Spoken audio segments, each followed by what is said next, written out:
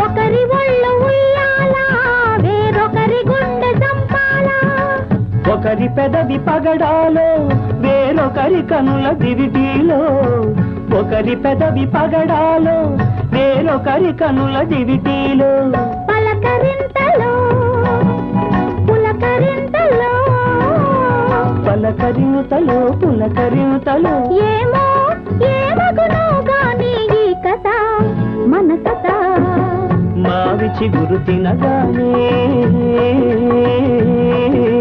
కోవిల పలికేనా కోవిల గొంతు వినగానే మావి చిగురు తొడిగేనా ఏమో ఏమనునో గాని రామని ఇవని మావి చిగురు తినగానే